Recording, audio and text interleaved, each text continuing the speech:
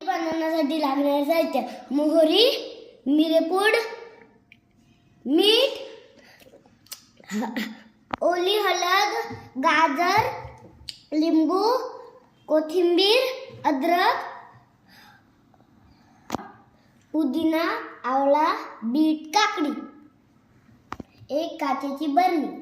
सर्वप्रथम एक साहित्य आपण बरणीमध्ये टाकूया. एक ओली हळद, काकडी, गाजर, लिंबू, कोथिंबीर, अद्रक, पुदिना आणि बीट, आवळा आणि हे आता बरणीमध्ये पाणी टाकायचं. मिरेपूड, पोळी, कालं मीठ, मिरेपूड चमच्याने हलवून झाकण ठेवून झाकण लावून 3 दिवसासाठी उन्हात ठेवायचं. आणि जेव्हा झालं तेव्हा कांजी प्यायची. ही कांजी रेडी झाली. 3 दिवसानंतर हे पिया आणि आपणला एनर्जी येईल. Good for health. Take care. Stay healthy. Thank you. ही आपली रेडी झालेली कांजी. हिला आपण आता गाळून घेऊया.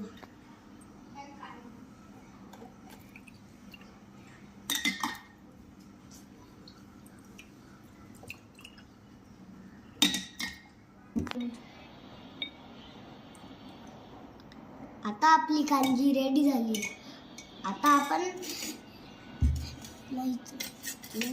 आणि ह्याच्यात जिरेपूड पण टाकू शकतो चवीसाठी.